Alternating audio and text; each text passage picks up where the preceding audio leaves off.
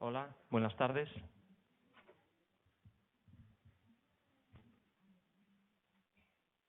En fechas un poco tardías para el ciclo que desde hace ya muchos años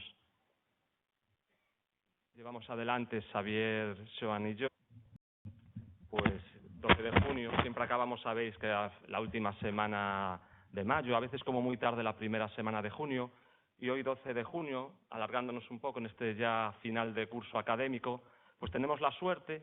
A veces se cierra una puerta, estábamos pensando, se nos cierra una puerta a finales de abril, de finales de mayo, para una persona que iba a venir al ciclo y no pudo venir, pero se nos abre otra, pues tanto más grandiosa que la que teníamos, y de forma, no sé si mágica, como es la literatura, que también es muy mágica, hemos podido tener con nosotros nada más ni nada menos que a Jorge Edwards, que, no sé, no lo habríamos pensado quizás, pese a que Jorge ya ha estado varias veces en La Coruña. Yo le enseñaba algún libro que tengo firmado por él, porque ha visitado nuestra universidad en varias ocasiones de la mano de una profesora de la universidad que está hoy aquí entre nosotros, que se va a Valcarce, que además, cuando hablase de su obra, pues bueno, si os queréis acercar a la obra de Jorge Edwards, esta edición de Los convidados de piedra en cátedra tiene un prólogo magnífico de Eva para acercaros y adentraros en esta obra, pero también en la obra de Jorge Edwards, ¿no? Jorge Edwards, que supongo que todos conocéis, Santiago de Chile, escritor, abogado, crítico literario, periodista, diplomático chileno, no sé cuántas cosas más podríamos decir. Fue educado por los jesuitas en el Colegio de San Ignacio. Allí parece que escribió en la revista de dicho centro sus primeros escritos. En 1950 ingresa en la Escuela de Derecho de la Universidad de Chile. En 1954 inicia una exitosa carrera diplomática y en 1962 obtiene su primer nombramiento como secretario de la Embajada de Chile en París. Al regresar de Francia, donde permaneció hasta 1967, el Ministerio de Asuntos Exteriores lo nombra jefe del Departamento para Europa Oriental. En esta primera misión diplomática, en París, conoce a nombres tan significativos de la literatura latinoamericana como Vargas Llosa, Gabriel García Márquez, Julio Cortázar, y todos estos nombres asociados al llamado boom latinoamericano del que también formaría parte Jorge Edwards. En 1971, el gobierno de Salvador Allende lo nombró embajador en la Cuba de Fidel Castro, puesto en el que estuvo apenas 3 meses por problemas con el régimen. De esta experiencia, en Cuba, es un libro pues emblemático dentro de la bibliografía de Jorge Edwards, que es Persona non grata, y un libro que le creó, bueno, pues el rechazo en Cuba y al mismo tiempo también en Chile, ¿no? Es una crítica corrosiva de la sociedad cubana de aquel momento, ¿no? Como se estaba diciendo, este es un libro que, por ejemplo, en palabras de Octavio Paz, este libro, uno de los clásicos verdaderamente vibrantes de la literatura latinoamericana moderna. Puede ser leído como testimonio o como obra de ficción. Su lenguaje es una amalgama de las virtudes más difíciles. La transparencia con la inteligencia. La penetración más incisiva con una sonrisa. Estas palabras de Octavio Paz sobre Persona non grata, ¿no? A su regreso de Cuba, Edwards fue enviado de nuevo como secretario de Embajada a París, donde estaría a las órdenes de Pablo Neruda, ¿no? Este contacto con Pablo Neruda, que se remonta a mucho tiempo antes y se prolonga en el tiempo muchos años después, o algunos años después, pues tiene su forma en varios libros. Uno de los que tenéis ahí en las fotocopias que hemos preparado para la sesión de hoy, que es Adiós Poeta, que bueno, es un ensayo, si podríamos llamarlo así, sobre este acercamiento con Pablo Neruda, que fue el tercer premio, comillas, de ensayo. Estamos hablando de cuando llega a la Embajada de París. Tras el golpe de Estado de Chile en 1973, Edwards se vio forzado a abandonar la carrera diplomática, se exilia en Barcelona, trabaja como director de la editorial Difusora Internacional y colabora como asesor de la editorial Seix Barral. Contribuyó a formar también con la Sociedad de Escritores de Chile la Comisión de Defensa de la Libertad de Expresión. En 1982 ingresó como miembro de la Academia de la Lengua de Chile. Entre 1994 y 1997 es embajador ante la UNESCO en París, siendo miembro del Consejo Ejecutivo de la UNESCO y presidente del Comité de Convenciones y Recomendaciones, que se ocupa de los derechos humanos. En 2010 obtiene la ciudadanía española y también es nombrado embajador en París del gobierno chileno. Bueno, la obra de Jorge Edwards, muy amplia, tenéis aquí una breve selección bibliográfica, hablaremos de ella, engloba novelas, cuentos, obra periodística, ensayos, muy heterogénea, muy diversa, tocando muy diversos temas, englobaremos algunos hoy, tenéis obras tan significativas, Los convidados de piedra, El museo de cera, La mujer imaginaria, Sueño de la historia, El inútil de la familia, y sus dos novelas más recientes, que son las que nos hemos centrado hoy para comentar aquí quizás, que son La muerte de Montaigne y El descubrimiento de la pintura. De esta época muy reciente también es un fabuloso libro de memorias, que son Los círculos dorados, Memorias 1, es decir, su primer volumen de memorias que recoge su vida hasta la adolescencia. Está, yo creo que muy en ciernes, no sé si ya casi preparado el volumen segundo, ahora nos hablará de él. Y bueno, Jorge Edwards, Premio Nacional de Literatura en 1994, Premio Cervantes en 1999 y una larguísima nómina de premios y de nombramientos. Es un placer para nosotros y para nuestro ciclo poder tener hoy aquí a un autor del calado y la significación por su vida y por su literatura, como es Jorge Edwards. Muchísimas gracias. Hola, moi boas tardes. Bueno, pechamos o ciclo con calor, con un espléndido día de sol e con unha figura solar das letras realmente, unha verdadeira personalidade das letras actuais, dunha longuísima traxectoria en moi diversos xéneros, o conto, a novela, o ensaio, en moitísimas modalidades, as memorias. O memorialismo é algo que sempre lle interesou moito.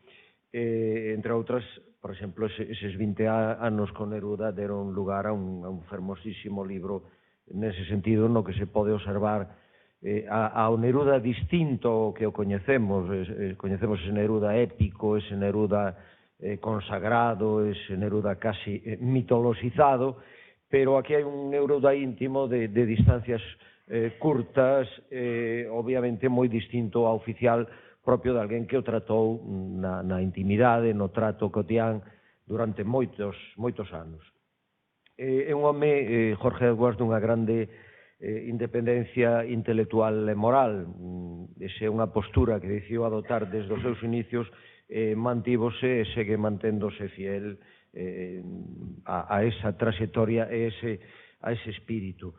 É un home de grandes lecturas, xa desde vendo as súas memorias, vendo os seus primeiros tempos dunha familia culta, a presenza da súa nai, un ámbito cultural desenvolvido, intenso, e realmente é un home de grandes lecturas e de amplas experiencias na vida. É un pouco como Montaigne tamén, non? Como ese Montaigne que el vai recrear a súa vida, pois ten algunhas similitudes realmente con esa existencia. Xa dixo Javier a condición de diplomático e, polo tanto, coñeceu moitísimos intelectuais, a políticos, a persoas e xente de acción dos nosos tempos, da nosa contemporaneidade. El iniciouse como poeta na liña Neruda, na liña Rilke, pero pasouse esencialmente a outros ámbitos. Conta e formouse, podemos falar logo tamén disto, formouse nunha escola montessoriana, máis liberal, máis aberta, con outras técnicas, e depois tamén coñeceu a escola dos xesuítas e eses foron os seus ámbitos de formación nos primeiros anos, ámbitos obviamente moi contrastados. Desde moi novo, pois, leu moitísimo autores como Joyce, o gran Huidobro, unha figura que aportou moitísimo realmente, este chileno universal, Stendhal, Proust, Rousseau, Montaigne, Michelet, a literatura francesa en xeral e a historia. A historia é un xénero que lle interesa moito. En realidade, el pretende contar o que se vive, as vivencias, a experiencia persoal que el tivo, que é moi rica, xa desde a infancia.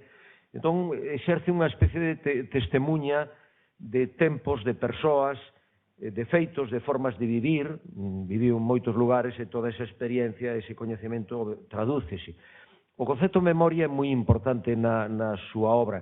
A memoria é un concepto que está bastante desprestixiado últimamente e moitas veces tamén é un concepto que se considera moi simplista, pero a memoria son moitas cousas.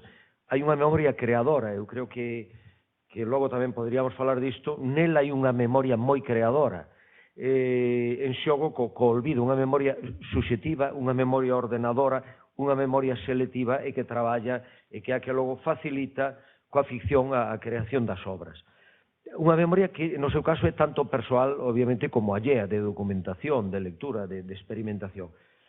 É unha persoa que coñece moi ben a condición humana, ese animal extraño que é o ser humano, capaz do mellor e do peor, ese conglomerado de sentimentos, de paixón, a sensibilidade, a posible racionalidade do suxeito humano, todo ese mundo está realmente na súa obra. Por lo tanto, crea unha escrita como de interrogación, de coñecerse coñecendo. Parece bastante evidente que el, cando vai penetrando eses mundos, tamén os vai coñecendo e vai coñecéndose a si mesmo. É dicir, que a obra tamén, de alguma maneira, moldea ao escritor. Eu creo que tanto a historia como a sociedade son aspectos que lle levan interesado moito. É un home da polis, desde os primeiros inicios del, concibe a literatura, entre outras cousas, como unha búsqueda dun certo sentido das cousas, da vida e da realidade, pero tamén de enriquecemento de si propio, da vida e dos lectores, obviamente. Hai nel moito de narrador cronista e de cronista narrador, ese xogo, esa síntese que el crea, unha síntese moi personal, moi edwardiana, poderíamos dicir. Un xogo entre o real e o ficcional, porque a ficción ficcionaliza el parte do real, pero ao proxectar unha mirada ficcional, obviamente iso colle unha entidade literaria, creativa e imaginaria en xogo co real, que eu creo que crea uns vasos comunicantes moi ricos e moi complexos na súa obra. E nesta creación, ademais, recrea, potencia, estiliza e matiza o real, e é cando nos dá a súa visión das cousas, revélanos a realidade, e ademais de prazer estético, está formándonos e revelándonos desde a perspectiva do seu angular os mundos que el viviu, as persoas, os feitos, os acontecementos, os lugares, as comidas, a gastronomía, aparecen realmente moitas cousas. Tense falado del como un escritor limítrofe, non sei se el mesmo tamén o ten confesado, no sentido de que está seducido pola maxia e o facer dos diversos xéneros e suas posibles interaccións e influencias mutuas. E logo é un home que fai unha profunda e moi persoal sempre disección histórica, psicolóxica, de clase, política, moral, tanto das clases medias como da burguesía, da pequena burguesía, e tamén nos fala de esa ruptura da orde das familias, que el nos pode contar tamén.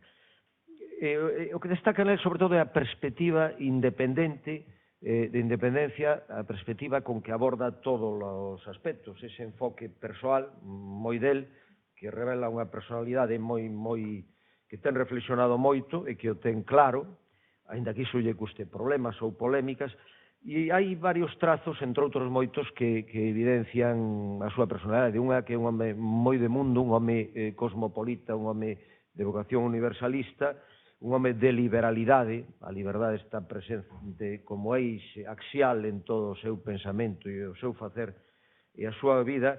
É un home de tolerancia, un home que critica os fanatismos, os dogmatismos, os populismos, ou estes fundamentalismos actuais tan perversos e inquietantes, e quizáis non é, como comentaba, un azar que La muerte de Montaigne, esta obra das últimas tan fermosa, pois que realmente trate sobre Montaigne, este gran fundador do eu casi contemporáneo e do home libre que emerxe, este pioneiro de tantas cousas no que el, polo que el sente tanta fascinación, porque eu creo que hai moitas desas claves de Montaigne que el defende. E entón presenta esta obra, que podemos tamén falar dela, unha obra que é moi difícil de ubicar, porque por un lado é unha novela, por outro lado é historia, por outro lado é literatura, hai dimensión metapoética moi marcada e eu creo que moi lograda, hai memorias, hai ensaio, hai imaginación e fai unha obra paradigmática como moitas delas que presentan unha elevada originalidade. A verdade é un placer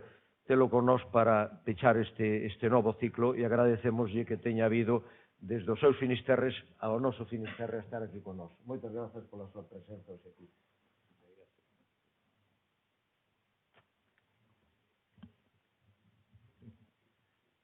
bien. Bueno, muy buenas tardes.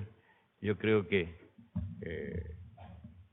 Xavier ha dicho algo absolutamente preciso, geográfico incluso. Porque una vez me invitaron a mí al Finisterre de acá, y en la época del cambio de milenio, creo que era el año 2000 o finales del 99. Y yo dije, yo vengo de otro Finisterre, pero que ese sí que es el verdadero y último Finisterre, porque ahí se acaba todo. Después cuando yo viajo en avión, siempre la última estación es Chile. Y si uno viaja en barco, Valparaíso es el último puerto del mundo. Bueno, se puede llegar más al sur, pero siempre es el extremo, ¿no? Góngora, por ahí, dice que Chile es el último occidente, y de ahí vengo yo, muy lejos. Hay mucha gente de esta región del mundo y de España que ha ido hasta allá.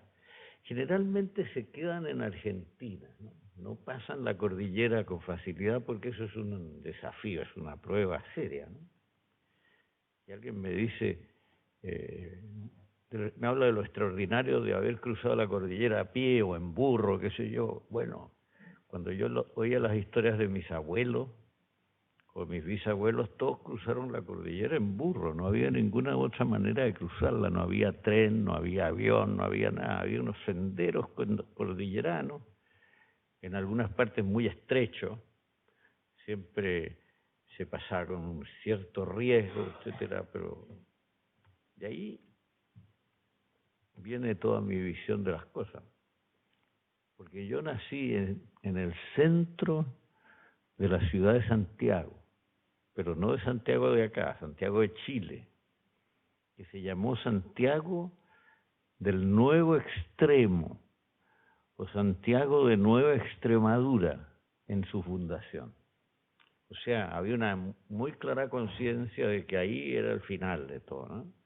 Yo nací en el centro de Santiago, frente a un cerro, que es un cerro, no digo hace cuánto tiempo nacía, ahí perdónenme, prefiero dejar un mínimo misterio, ¿no?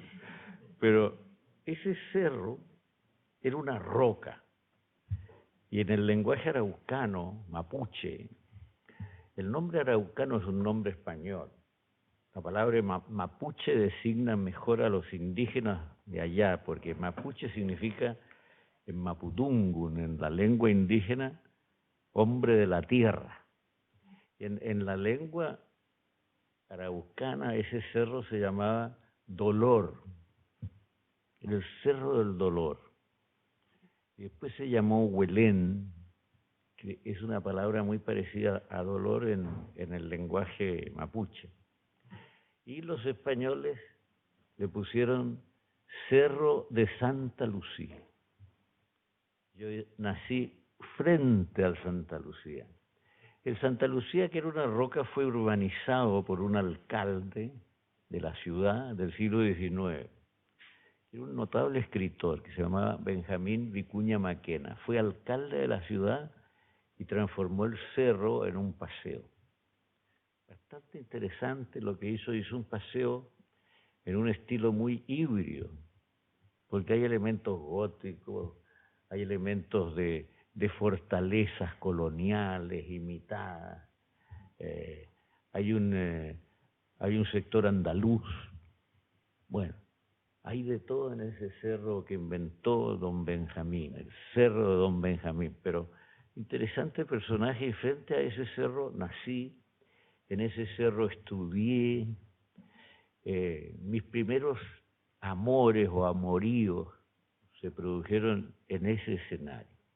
Después se transformó en un lugar peligroso y ya nadie subió más al cerro, pero en mi infancia yo subía mucho a ese cerro. O sea, nací frente al cerro, en el centro de la ciudad, prácticamente, que no era centro cuando mi familia se trasladó ahí.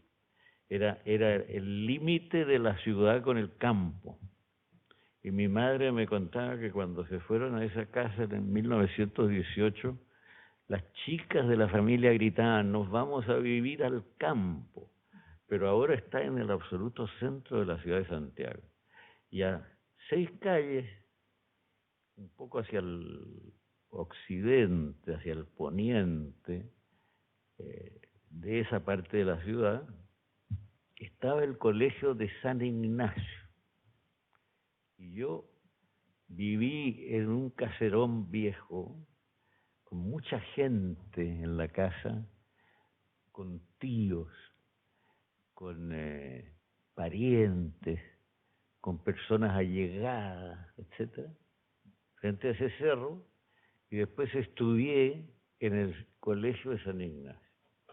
Antes estuve, como dijo mi muy amable presentadora, estuve en un lugar que se llamaba la Maisonette, que seguía el método Montessori, que era muy nuevo en ese tiempo.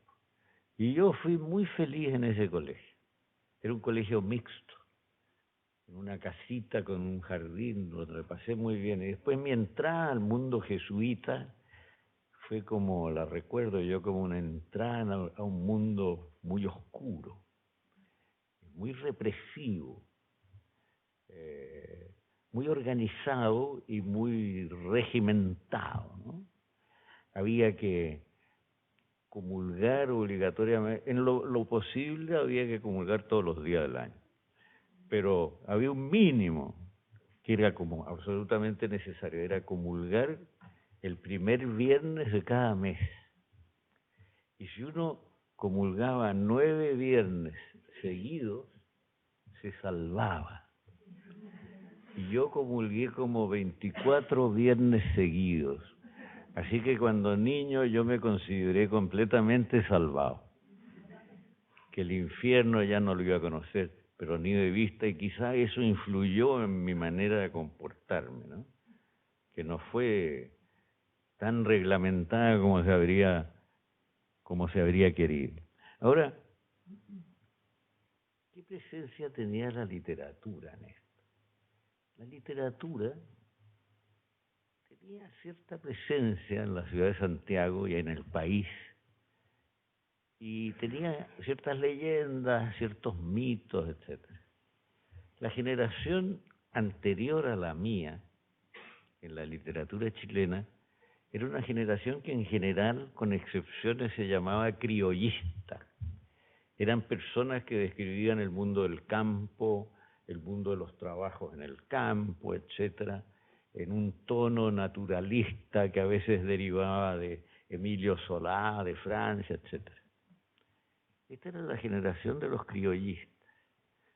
Eran obligatorios en el colegio, lo cual hacía que uno no tuviera mucha simpatía por ellos, porque eran lecturas que uno tenía que hacer, le ponían notas a uno por la lectura que había hecho de Mariano Latorre, de Luis Durán, de Fernando Santibán, así que en general uno era bastante distante con respecto a estos personajes. Y en el Chile de mi infancia, lejano, había algunas leyendas literarias que estaban siempre lejos, que no estaban ahí, pero que eran chilenos que habían salido de ahí. ¿Qué les voy a decir? Una leyenda era Gabriela Mistral.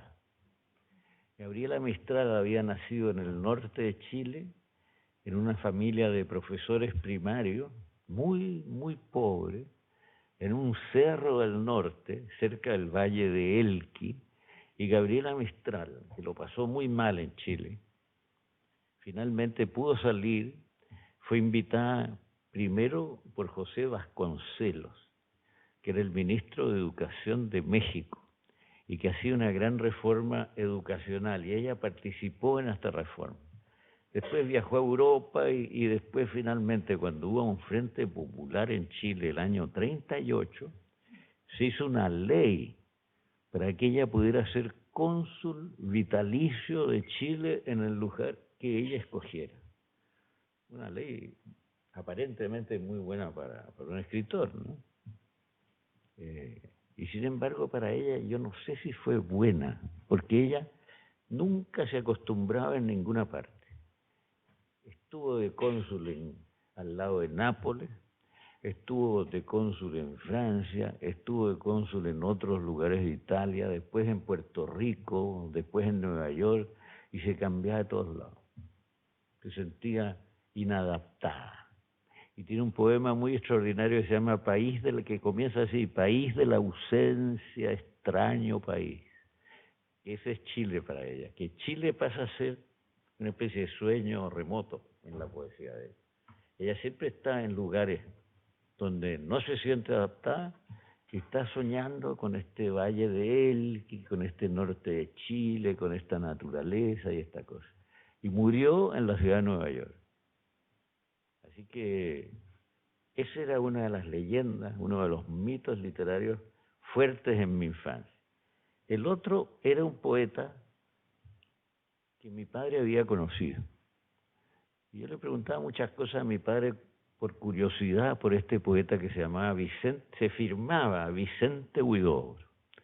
Se llamaba Vicente García Huidobro en realidad, pero él usó como un seudónimo el nombre de Vicente Huidobro.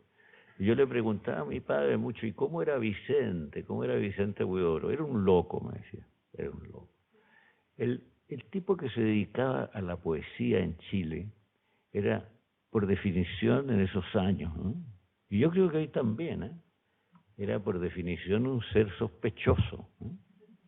Un loco, un inútil, un extravagante, etcétera, etcétera. Así que Huidobro, un loco. Y el tercero era Pablo Neruda. Pablo Neruda estaba siempre lejos, estaba en Europa, viajaba mucho por Europa del Este, había vivido en España hasta el comienzo de la guerra, había vivido en París, había sido cónsul en México, así que era otro mito, otra leyenda, Pablo Neruda. Bueno, a mí me interesaban más los mitos que los escritores criollistas que tenían el Premio Nacional y que se reunían en una librería del centro de Santiago, que era la librería de un portugués que se llamaba Carlos Jorge Nascimento y que era de las Islas Azores. Un interesante editor y un muy buen librero. Ahí se reunían los escritores criollistas y una vez se pasaba frente a la librería y los miraba de lejos, pero uno soñaba con estos poetas lejanos, Huidobro, Neruda, Mistral. Después uno empezó a saber de otros, ¿no? Empezó a saber de Jorge Luis Borges, de César Vallejo, en Perú, etc. En Perú y en París. Así que el mundo de la literatura era un mundo muy contradictorio, de discusión muy intensa a veces, ¿no? De discusión muy intensa. Por ejemplo, los jesuitas, mis profesores, en general tenían un detestable gusto literario. Les gustaba mucho Núñez de Arce, Campo Amor, Gabriel y Galán y estas cosas, y lo recitaban con gran lirismo, ¿no? Casi temblando, y nosotros los niños nos quedábamos estupefactos, ¿no? Pero yo estaba en ese colegio y en ese ambiente, y yo nunca había oído hablar de Pablo Neruda. Y había un chico en mi curso que era un tipo curioso, nervioso, inquieto, aficionado al arte, cosa muy extraña, ¿no? Porque todos aspiraban a ser médicos o ingenieros o abogados o banqueros o cosas de esas en ese colegio de la burguesía chilena en realidad. Y este chico que se llamaba Raimundo Larraín pasaba pensando en cosas excéntricas que a nosotros nos asombraban. Y un día llegó, cuando teníamos como 14 años, y dijo: ¿ustedes han oído hablar de un poeta que se llama Pablo Neruda? Y nadie había oído hablar de este poeta, ¿no? En nuestras casas no se hablaba de Pablo Neruda, no, dijimos. Y entonces él, de memoria, recitó lo siguiente: cuerpo de mujer, blancas colinas, muslos blancos, te pareces al mundo en tu actitud de entrega, mi cuerpo de labriego salvaje te socava y hace saltar al hijo del fondo de la tierra. Nos dejó completamente asombrados, que alguien pudiera escribir estas cosas y que estas cosas que tenían que ver con el mundo del erotismo, de la mujer, del sexo. Así que desde ese momento varios del colegio nos hicimos nerudianos, con bastante disimulo, porque si los padres jesuitas descubrían que estábamos leyendo Neruda era complicado. En usted, no voy a hablar mucho más porque no les puedo contar, mi vida es muy larga. Necesitaríamos por lo menos un mes aquí, así que no tengan miedo. Voy a parar más o menos aquí, pero les voy a decir una cosa más o dos cosas más. Leía Neruda y de repente me encontré convertido en poeta nerudiano. Y después leía a otros poetas y yo tenía buen oído. Yo no era poeta, a mi juicio, pero tenía buen oído. Entonces leía a García Lorca y escribía romances García Lorquianos, solo que ocurrían en el Valle Central de Chile, ¿no? Pero tenían el sonsonete, el ritmo, a veces la rimas asonantes, ¿no? Versos de 8 sílabas y todo eso. Leía a Huidobro, que era un poeta de una inspiración muy fantástica, muy, en cierto modo, irreal. Sería más complicado explicarlo, ¿no? Un creacionista, según él. Y también era fascinante leer a Huidobro, porque se habla mucho de la gente que cae, de las cosas que caen, y en Huidobro es al revés. La gente, en vez de caer en paracaídas, por ejemplo, sube en parasubidas. Y entonces hay unos parasubidas aéreos fantásticos en esa poesía que se mezclan con el cosmos, con las estrellas. ¿Sí? Poeta del aire, de la imaginación, de gran gracia. Habían algunos personajes más misteriosos de la literatura que existían, pero que estaban un poco atrás en ese tiempo. Por ejemplo, Juan Emar. Juan Emar era un escritor que se llamaba Álvaro Yáñez, y era hijo de un político liberal, que era don Eleodoro Yáñez, que tiene nombre de calle.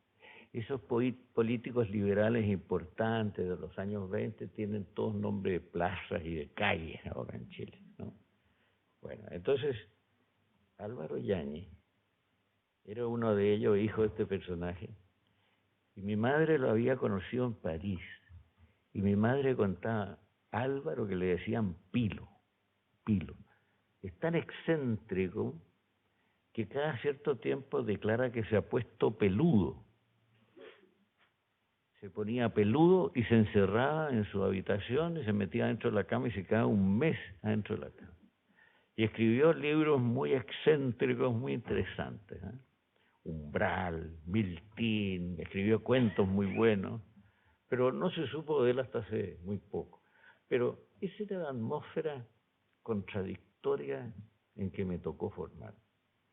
Y después ya cuando tenía 20 años, que tuve la audacia de publicar un libro de cuentos, 8 cuentos, se llamaba El Patio, que fue financiado de la siguiente manera, porque mi padre lo podría haber financiado, pero él no estaba dispuesto a financiar libros de cuentos, ¿eh? O libros de poesía de sus hijos, ¿no? Eso no entraba en su mentalidad en absoluto. Y entonces yo tenía amigas muy simpáticas y amigos muy simpáticos en la universidad en los primeros años y todos vendieron unos tarjetones como este, mamá, que se llamaban suscripciones. Se pagaba la suscripción y la persona tenía derecho a un ejemplar firmado del libro de cuentos que yo iba a publicar. Y finalmente, cuando ya tuvimos como 80 tarjetones vendidos, yo hablé con un impresor y fíjense que este impresor era Carmelo Soria, que fue asesinado por la dictadura militar en años recientes, ¿no? Era un hombre joven y era imprentero, según decía él mismo, y tenía en realidad una casa cerca de la cordillera, una casita con un pedazo de jardín, pero en el garaje de esa casa tenía una imprenta vieja. Y ahí hicimos ese primer libro. Y el que diseñó la tapa fue este chico que había descubierto a Pablo Neruda, Raimundo Larraín, que tuvo una vida en el fondo trágica y murió de SIDA hace 20 años más o menos. ¿Ven usted? Así que ese era el mundo de ese tiempo. Y yo cuando tuve el patio impreso, que era un libro de 90 páginas, digamos, le mandé ese libro a 4 personas al extranjero. Se lo di a mucha gente de Chile, pero lo mandé a Hernán Díaz Arrieta, que era el gran crítico de ese tiempo, que estaba viviendo en Nápoles en la casa de Gabriela Mistral. Así que se lo mandé también a Gabriela Mistral. Se lo mandé a Jorge Luis Borges, a la revista Sur de Buenos Aires. Y se lo mandé por el correo, después de ver su dirección en la guía de teléfono de Santiago, a Pablo Neruda. Y entonces, fíjense qué mundo más pequeño. Iba por la calle de Santiago y un periodista, que era un hombre unos 20 años mayor que yo, o sea, un hombre de 40 años, digamos. Este periodista se llamaba Mario Rivas González. Era un periodista sumamente inconveniente. Era un periodista indiscreto, que escarbaba en cosas oscuras de la sociedad chilena. Tenía una página en un diario amarillo, prácticamente, que se llamaba Las Noticias Gráficas. Y esa página se llamaba Donde va Vicente va la gente. Y ahí escribía cosas de chismes, de bromas, de a veces bromas peligrosas y qué sé yo. Decían que era chantajista, que cuando descubría alguna historia social oscura o algún adulterio por ahí amenazaba si no le pagaban avisos para su página. Y en realidad andaba rodeado de 2 guardaespaldas, que eran boxeadores retirados. Fíjense ustedes el personaje, ¿no? Y yo lo conocí porque conocí a algún pariente de él, no sé qué. Y un día en el centro de la ciudad de Santiago, después de que yo le había mandado el libro a Neruda, me dijo: oye Jorge, Pablo Neruda te quiere conocer. Entonces ese domingo partimos él y yo, el periodista amarillo, que andaba con un bastón, y adentro del bastón tenía un estoque para defenderse de las agresiones, ¿no? Porque como era un tipo peligroso, qué sé yo, andaba con guardaespaldas y con un bastón con un estoque. Era muy chiquitito, pero era como así, como entaquillado, se dice en Chile, ¿eh? Entaquillado, como un gallito de la pasión. Él fue el que me llevó a la casa de Pablo Neruda y después, al comienzo yo llegué temblando frente a este maestro, digamos, mayor y toda esa cosa. Pero después la relación se fue normalizando y terminamos siendo amigos. Yo no fui secretario de él, como dice aquí, yo era ministro consejero en la carrera ya. Y Neruda partió de embajador y me dijo: quiero que te vayas conmigo. Y yo le dije, mi mujer era una mujer muy sensata, murió hace años ya, pero era muy sensata y me decía: no te vayas por ningún motivo con Pablo Neruda. Te va a volver loco, te va a explotar. No te va a dejar vivir, no te va a dejar escribir. Algo de razón tenía mi mujer, porque Neruda era un poeta, embajador, muy nervioso. Y entonces llamaba todos los días como a las 6:30 de la mañana para saber cosas absurdas. Por ejemplo, si habíamos mandado las invitaciones a una recepción de la embajada, o si había flores en el comedor, etcétera, ¿no? Cosas así. Y ya estaba todo eso resuelto, pero de todas maneras, claro, fue una relación fascinante, instructiva, divertida, y yo conocía a muchos de los amigos de él y toda esa historia.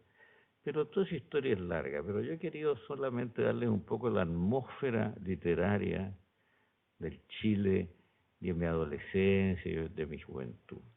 Yo tenía un pariente, escritor, y este pariente, que era Joaquín Edwards Bello, primo hermano de mi padre, se había ido de su casa, se había apartado de la familia para dedicarse a escribir. Era un escritor un poco anarquista, bastante agresivo a veces, bastante insolente, y entonces no se hablaba de él en la familia y él no aparecía. Pero cuando se hablaba de Joaquín en la familia de mi abuelo era lector y tenía una buena biblioteca, pero si se hablaba de Joaquín nunca se decía solamente Joaquín, esto lo he contado varias veces, se decía siempre el inútil de Joaquín. De manera que cuando yo supe eso, comprendí que yo iba a ser un nuevo inútil dentro de la saga familiar, ¿no? Pero así eran las cosas. Y para terminar, yo en el colegio de los jesuitas sabía que no podía leer libros que estuvieran prohibidos por la Iglesia Católica. Pero como yo quería leer, me hice una composición del lugar, que yo creo que fue jesuítica, porque afuera de la iglesia había una librería católica. Yo dije, aquí no tengo que averiguar nada, todo lo que yo compre en la librería católica se tiene que poder leer. Y entonces descubrí la colección austral, la colección que era barata y tenía todo. Tenía obras de Balzac estaba prohibidísimo. Tenía obras de Miguel de Unamuno. Yo me leí todo lo que encontré de Miguel de Unamuno. Y después tenía una clase de religión, se llama apologética, apología de la religión. Y el que daba la clase era un sacerdote que se llamaba Alberto Hurtado. Hoy es San Alberto Hurtado, ha sido canonizado por la Iglesia Católica, porque fue un gran luchador social. Yo creo que de místico no tenía nada. Era un gran activista, un hombre de acción, de organización, pero hoy día es santo. Y yo le pregunté en la clase de apologética al padre Hurtado qué opinaba él de Miguel de Unamuno. Y el padre Hurtado me contestó, un escritor blasfemo, hereje, enemigo de la iglesia, y no debes leerlo por ningún motivo. Bueno, fíjese usted, yo seguí leyendo Unamuno, y me leí todo Unamuno. Y después estuve en Salamanca y estuve en la casa de Unamuno hace unos años. Y cuando estaba en la casa de Unamuno, ¿saben lo que me pasó? Muy curioso, una coincidencia. Un chileno que andaba por ahí, nunca falta un chileno en alguna parte. Deben haber algunos acá, estoy seguro. Bueno, nunca falta.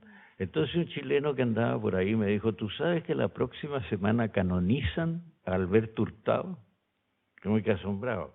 Está en la casa de Unamuno. Alberto Hurtado me había prohibido leer a Unamuno. Yo había leído a Unamuno a pesar de la prohibición y después lo canonizaban. Y después tuve que hablar en la universidad. Yo dije lo siguiente.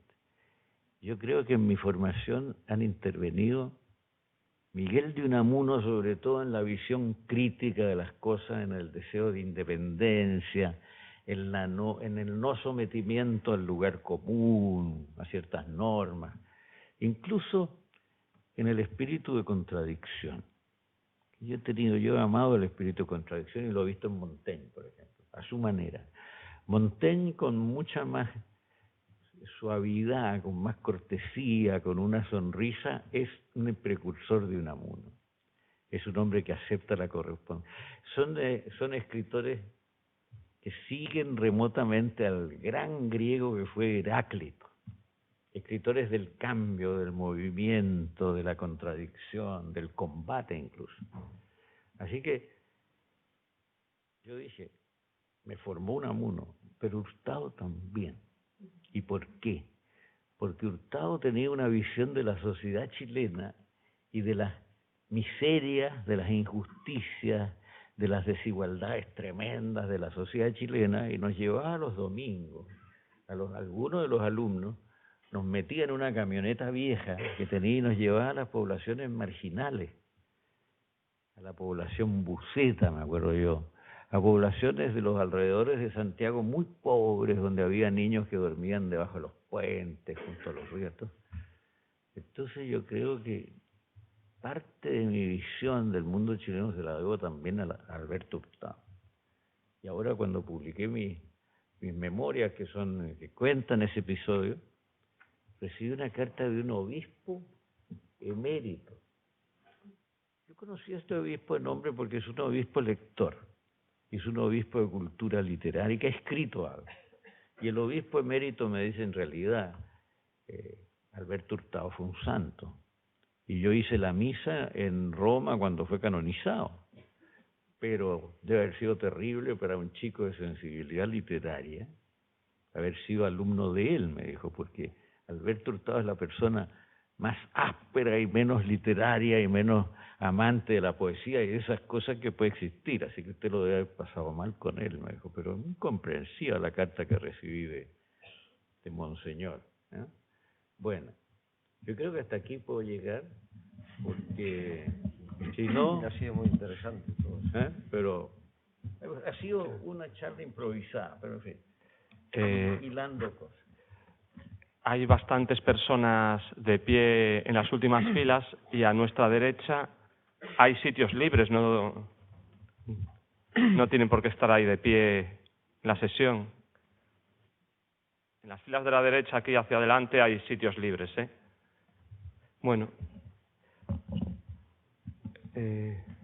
Usted hablaba ahora, Jorge, de antecedentes familiares, pero en este maravilloso libro que presentamos antes aquí, Los Círculos Morados, estas memorias salpicadas de anécdotas muy ilustrativas, además con muchas referencias al ámbito educativo, a los comienzos, en el colegio de los jesuitas también, se dedica los primeros episodios a su madre, y en estos episodios habla también de un incipiente... Su madre también escribía, ¿no? Sí, Al parecer, hay una, y no sé si en una novela, en La mujer imaginaria, usted recrea un poco esto. Quería que nos contase un poco este episodio. Voy a contar una cosa primero. ¿Por qué este libro se llama Los Círculos Morados? Hay que explicarlo, porque hay que leer el libro para entender. Lo que pasa es que yo me salgo de un mundo organizado, los jesuitas, la familia, etcétera, el orden de la familia, el orden de los curas jesuitas, mi padre que era un hombre severo, digamos, trabajador, eficaz a su manera, ¿no? Mi madre que era muy dulce y muy simpática, pero en fin. Pero empiezo a entrar al mundo de los escritores chilenos y empecé a conocer algunos, ¿no? Y conocí a los escritores de la generación anterior, los amigos de Juan Emar, los amigos de Huidobro, los discípulos de Huidobro. Entonces, esta gente, que era gente estrambótica, digamos, grandes melenas y qué sé yo, a veces, otras no tanto, pero había de todo, me llevaba a unas tabernas en Santiago. Algunas eran increíbles, eran como entrar al infierno directamente, porque se bajaban unas escaleras medias podridas, ¿no? Y se llegaban a unos recintos oscuros llenos de humo, donde no había verdaderas lámparas, había unas ampolletas que colgaban de un cordón nomás, ¿no? ¿Cómo se dice? Aquí no se dice ampolleta, ¿no? Bueno, bujía, qué sé. Bujías claro. o bombillas. Bombillas. Entonces salíamos de esos lugares y como en esos lugares bebíamos vinos baratos, que Chile, París, produce mucho vino, ¿no? Pero vino de todas clases, ¿no? Bebíamos el vino más barato de todos, salíamos con un círculo morado. De ahí el título, Los Círculos Morados. Y el círculo morado tenía una significación importante para mí porque yo no podía ser sorprendido en mi casa por mi padre o mi madre o mi abuela con un círculo morado de vino malo alrededor de los labios. Entonces era muy complicado, yo tenía que entrar por una puertecita que había atrás y desaparecer y esconderme o limpiarme mucho rato hasta que desapareciera. Eran muy tenaces estos círculos. Yo a veces siento que todavía los tengo. Entonces, y quizás los tengo en algún sentido, claro. Pero sí, esa era la situación, esa era la situación. Y por eso los círculos morados. Ahora, yo escribí una novela que se inspiró en una historia que me contó mi madre. Mi madre era lectora y era afrancesada. Le gustaba mucho Francia y había leído a Víctor Hugo, había leído a Anatole France, había leído a esos escritores. Y seguía leyendo y después ya leía a escritores más recientes y todas esas cosas.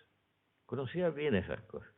Pero un día mi madre me dijo a mí, yo ya había publicado un par de libros, me dijo, mira, es bastante curioso esto que ha pasado, porque yo de chica escribía y dejé de escribir de repente y esto te salió a ti.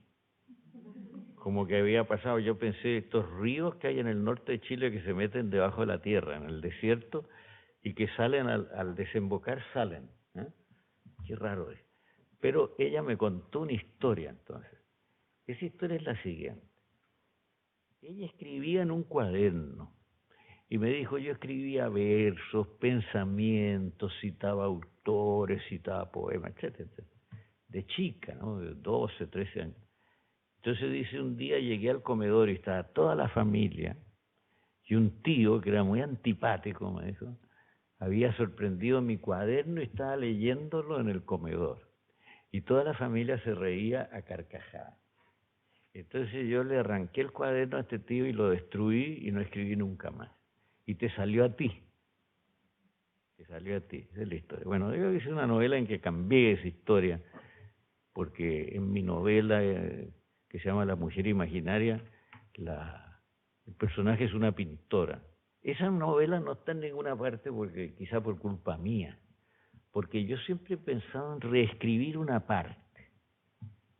Yo he sentido que yo me autocensuré, quizá porque el modelo de la novela era mi mamá. Entonces, quiero ahora reescribir una parte de esa novela, de ese texto.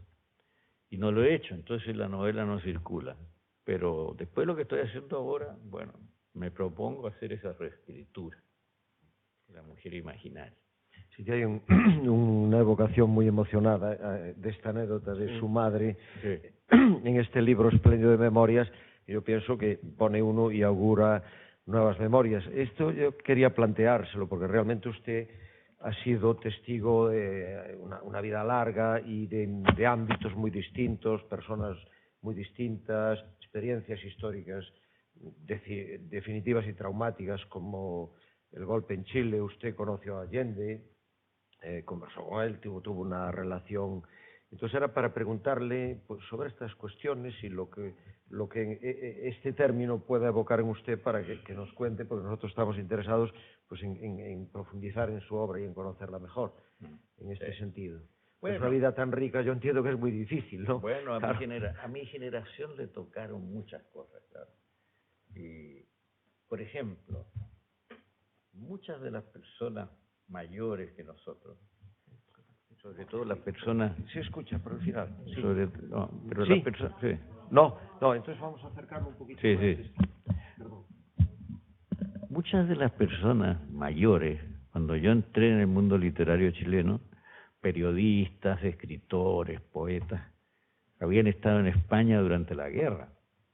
Entonces la guerra de España era una experiencia traumática para mucha gente. Yo me acuerdo de un poeta que se llamaba Juvencio Valle, que era un poeta muy callado, un poeta silencioso, retraído. Neruda, que le ponía nombre a todo el mundo, le decía Juvencio Silencio. Y Juvencio Valle me contó un día un episodio impresionante de suyo en la cárcel en España después de la guerra, de malos tratos y de todas esas historias en la cárcel. Pero él consiguió volver a Chile, etcétera. Y era silencioso, pero al mismo tiempo muy malhumorado. Tenía unas peleas que eran famosas con el director de la Biblioteca Nacional, no se sabía bien nunca por qué, pero tenía grandes peleas, era muy malhumorado y era un notable poeta de la naturaleza chilena. Era un poeta del sur de Chile y su poesía era muy buena. Así que la vieja generación toda tiene una relación con la política, con la guerra. Algunos chilenos combatieron, por ejemplo, en las fuerzas francesas aliadas que invadieron París, había Vicente Huidobro, todavía, el poeta. Estuvo como corresponsal de guerra, pero hubo chilenos que participaron en todo el asunto. Así que fue una generación de un siglo muy difícil, muy lleno de conflictos profundos. Y después nos tocó, claro, el tema de Allende, del golpe de Estado y del pinochetismo. Yo estuve parte del pinochetismo fuera, estuve en Barcelona, pero después regresé cuando todavía estaba Pinochet ahí, cuando yo calculé que la situación era menos tensa, digamos, menos peligrosa. Pero formé con amigos, colegas, ¿no?, un comité de defensa de la libertad de expresión, que combatió contra la censura en la prensa y en los libros. Yo creo que algo conseguimos, porque hacíamos conferencias de prensa y teníamos mucho cuidado siempre para que no fueran solo chilenos los que asistían a estas conferencias, porque si asistían los representantes de las agencias de prensa internacionales, de Reuters, de France Press, había una protección, porque si nos hacían algo ellos iban a contarlo en la prensa mundial, etcétera. Así que hubo cierta precaución. Pero en ese tiempo el gobierno tenía un sistema de censura que era terrible, porque era una censura previa. Había que pedir un permiso al ministro del Interior para que los libros pudieran circular. Y el ministro del Interior no era tan tonto como para contestar que no. El ministro del Interior, cuando no le gustaba un libro, no contestaba nada.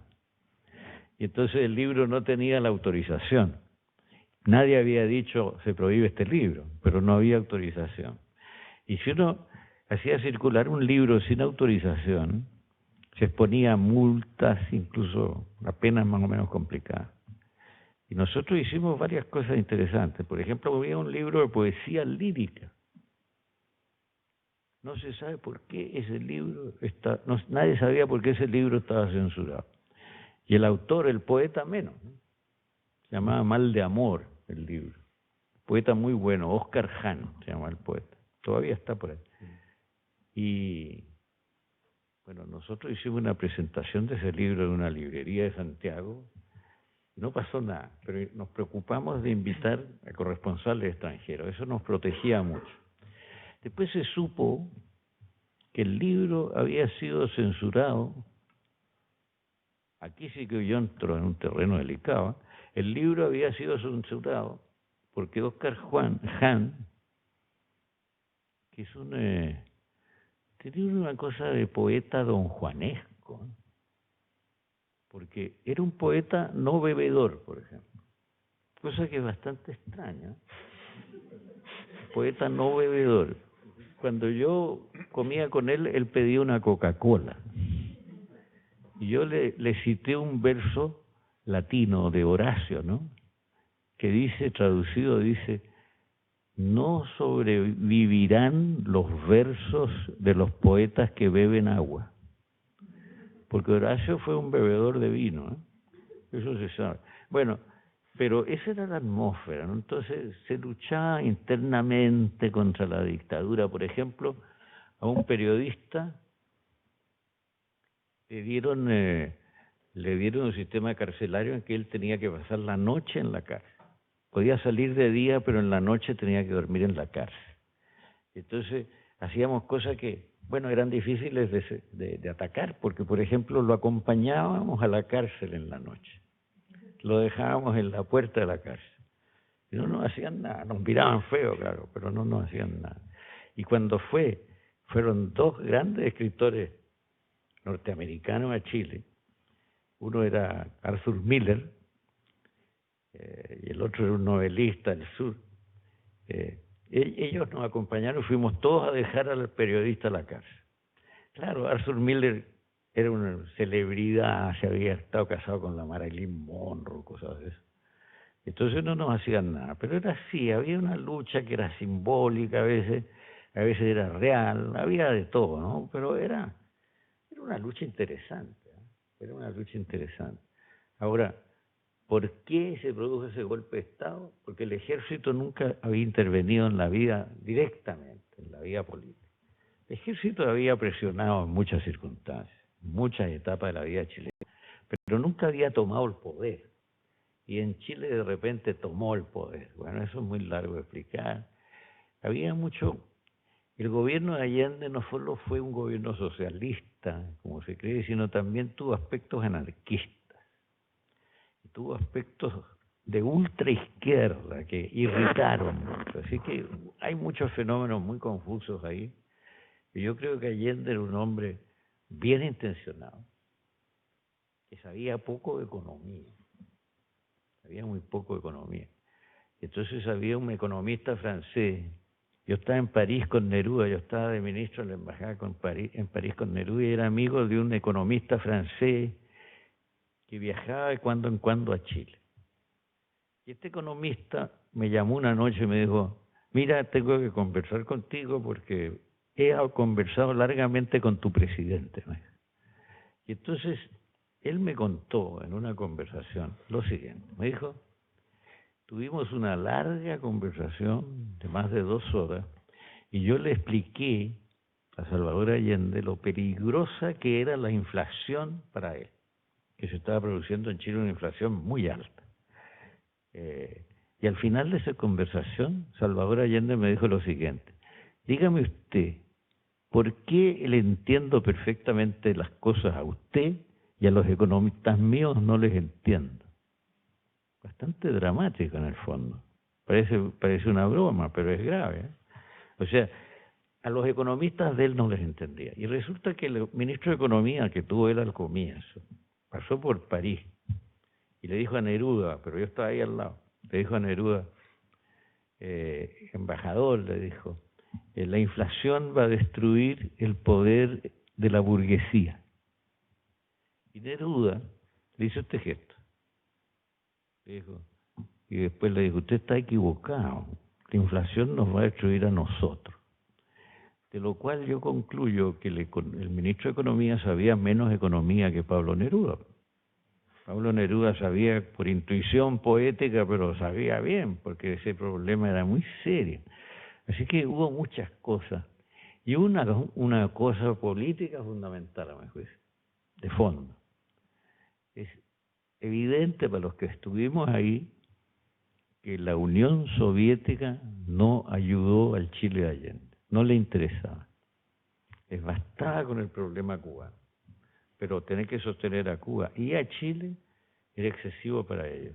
Lo dijeron de varias maneras y se les pidió, yo participé en una de las delegaciones que trató de conseguir créditos que eran de origen soviético, pero en Francia, con un banco francés en que los soviéticos tenían un alto porcentaje del capital, se llamaba Banco de Europa del Norte. Bueno, y no conseguimos nada. Y resulta que en el directorio de ese banco, que era un banco comunista para los franceses, ¿no? En el directorio de ese banco había una señora española que me miraba como diciendo, pregúntame algo. Pero claro, estábamos en una reunión oficial y qué sé yo. Pero esta señora me la encontré en Madrid después y me dijo, si tú me hubieras preguntado, yo te digo, la Unión Soviética no va a dar un centavo para Chile. Tenemos instrucciones terminantes al respecto. Claro. Entonces hubo muchos factores internacionales. Estados Unidos no quería tener otra Cuba en América del Sur. La Unión Soviética que no quería sostener a otra Cuba.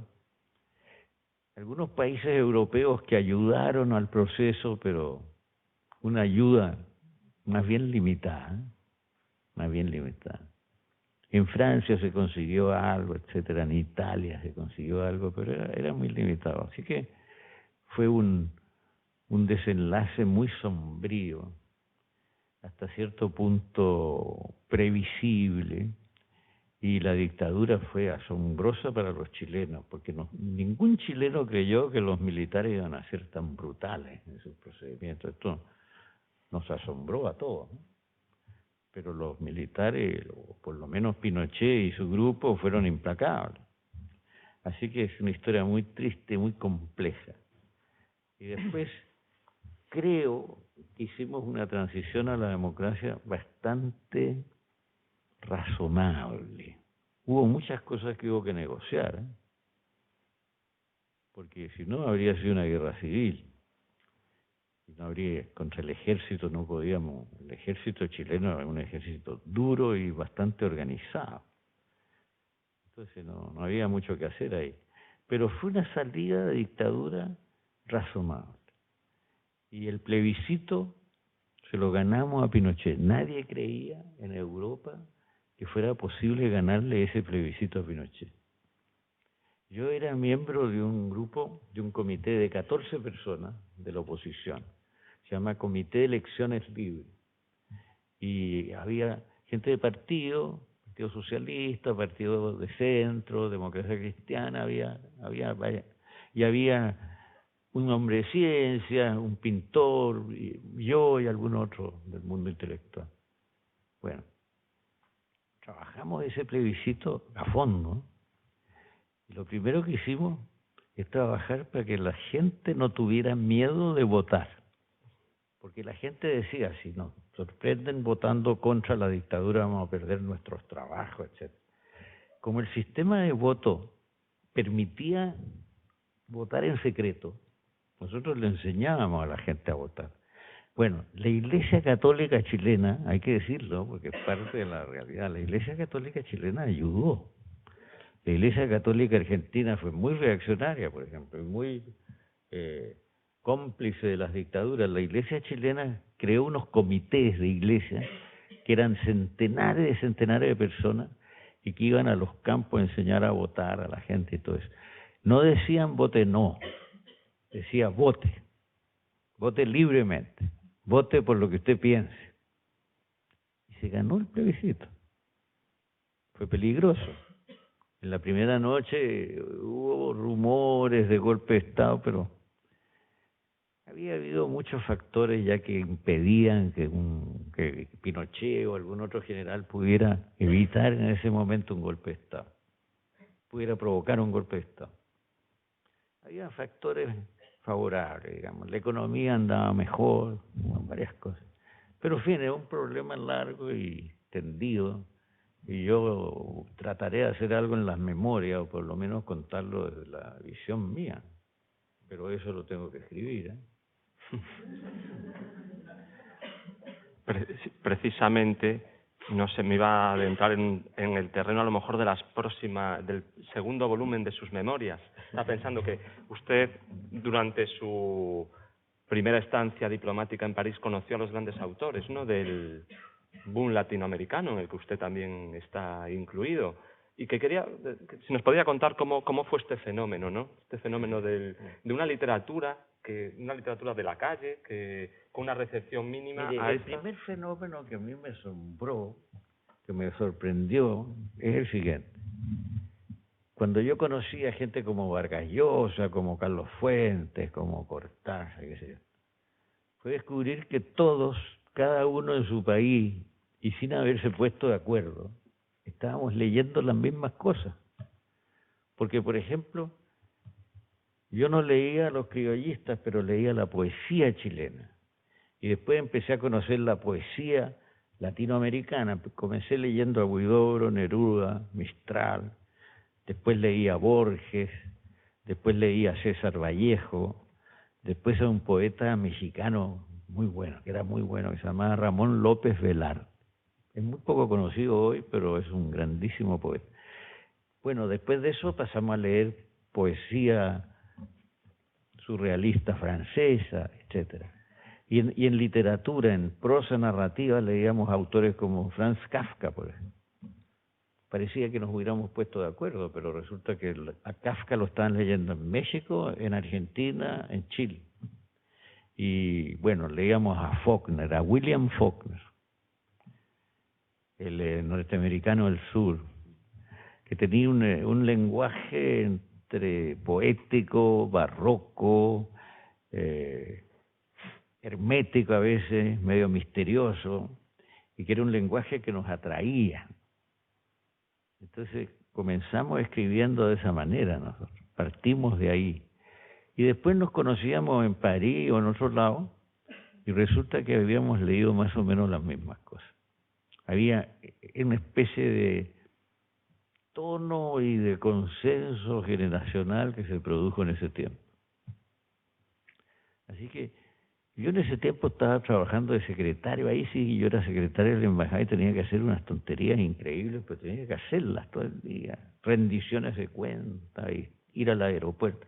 Lo que más conocí cuando fui diplomático, en las ciudades donde estuve, fueron los aeropuertos, y sobre todo los salones VIP, donde uno tenía que ir a esperar a ministros, a parlamentarios, ¿no?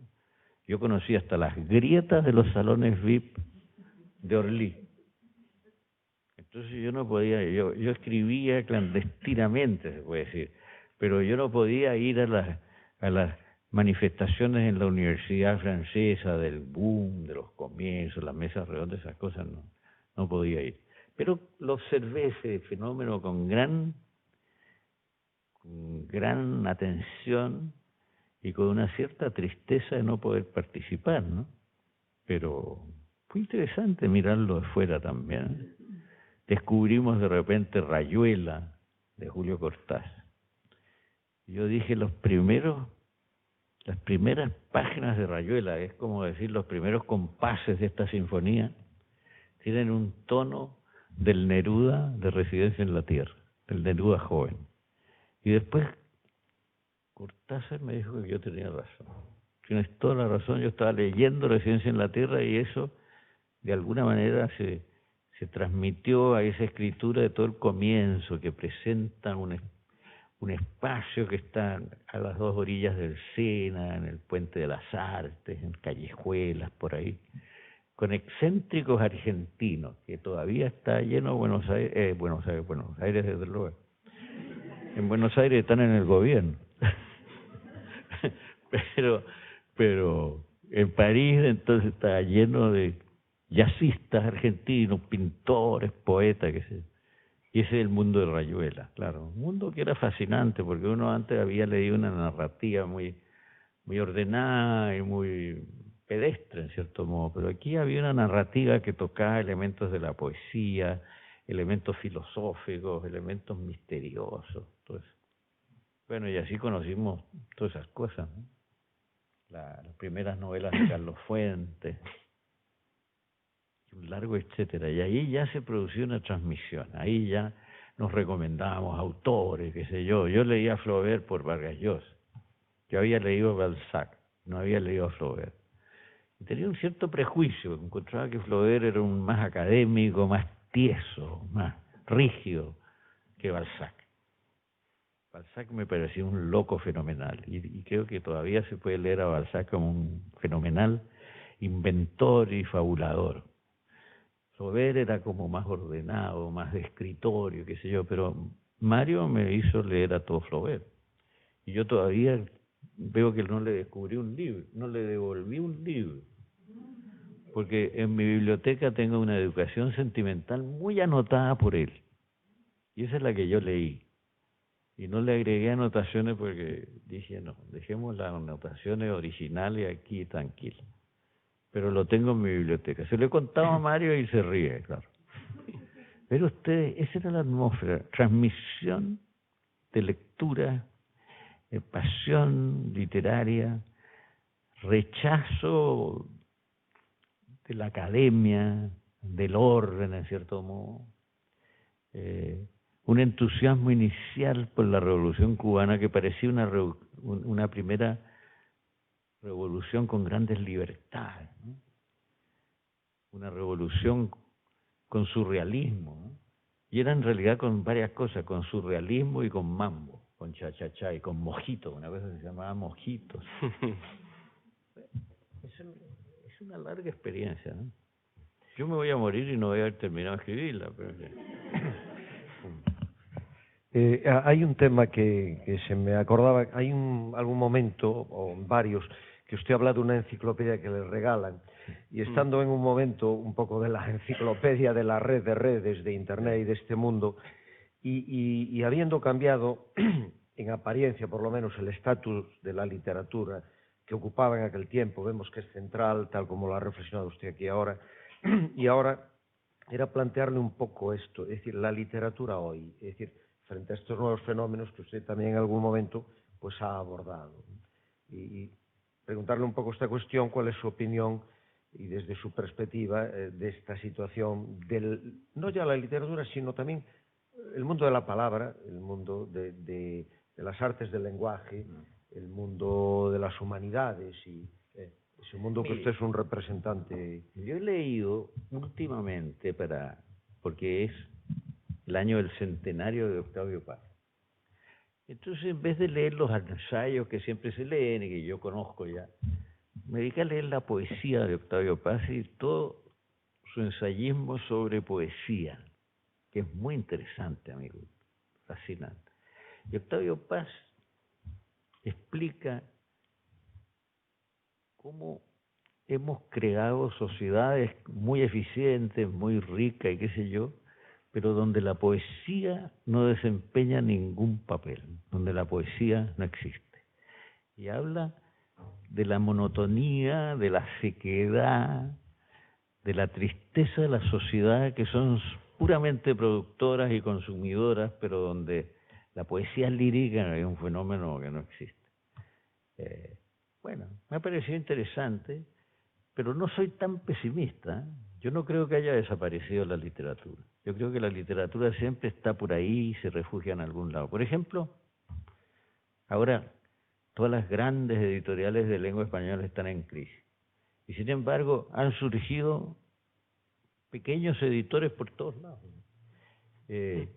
Los jóvenes en Chile se dice que no leen. Yo creo que no es verdad, porque yo estuve hace poco en Chile y me presentaron a un joven, digamos un joven de 22 años, 23 años, que es un joven fanático de la lectura, que lo ha leído todo y ha creado una editorial. Sin nada. Lo hace todo él. Tiene un ayudante por ahí, qué sé yo. Reparte él los libros de las librerías, va a la imprenta, etc. Y escoge bien los libros y se está sosteniendo bien. Está teniendo ya una cierta solidez como editor. Bueno, eso pasa también en el mundo español. Pasa en Italia, por ejemplo. Bueno, no hay que ser tan pesimista. Yo creo que hay vueltas de las cosas. Yo creo que la gran edición entró en crisis no solo por la crisis económica, por ignorancia deliberada a veces de la literatura de parte de las grandes editoriales, por poca atención al fenómeno literario y porque en el deseo de ganar dinero y de tener más ventas y qué sé yo, era obvio que editaban demasiado.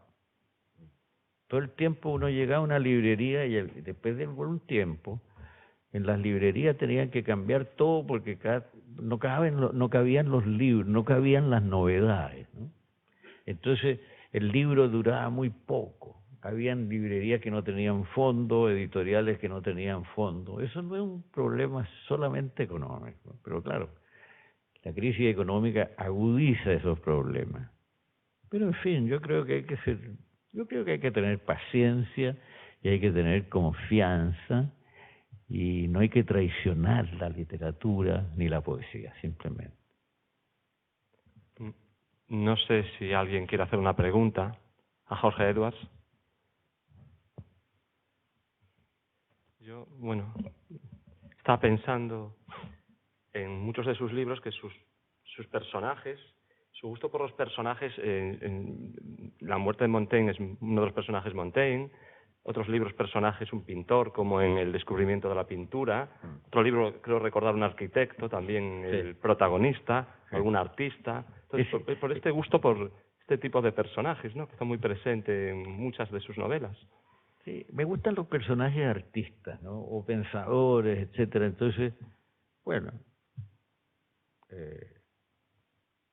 como no soy un escritor administrativo, a pesar de que esto de haber sido diplomático me lo meten encima todo el tiempo, pero yo cuando era diplomático tenía una doble personalidad, porque podía escribir un tratado comercial o comentar un tratado comercial, pero en la noche podía escribir un cuento.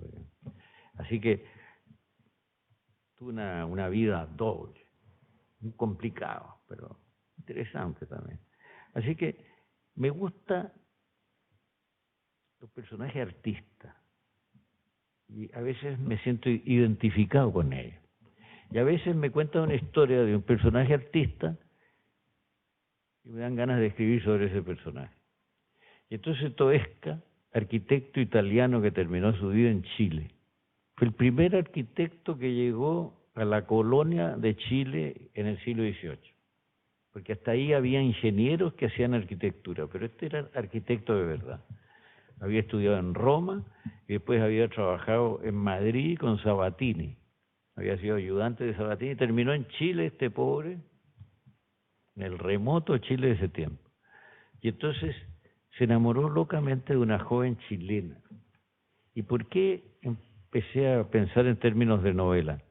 Porque encontré una crónica en un libro de historia del arte en el Reino de Chile, o sea, historia del arte durante la colonia. Y en esa crónica, que es una crónica colonial, se dice lo siguiente, que Toesca estaba locamente enamorado de una joven chilena con la que se casó, que fue su esposa,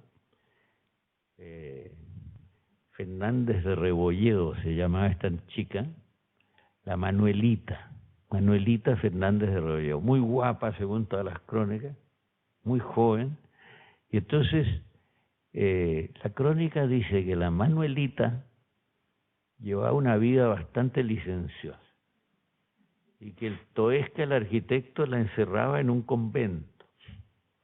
Cuando ella se portaba mal, la encerraba en un convento. Y dice la crónica que trepaba a las paredes del convento como una gata para escapar y irse a juntar, dice la crónica, con sus amacios. No dice amante, dice amacios. Es una palabra colonial, digo yo. Entonces empecé a estudiar, a seguir la pista, la Manuelita, descubrí mucho, porque resulta que hubo un proceso de nulidad de matrimonio del arquitecto y de la chica, y en ese juicio declaran testigos de todo orden.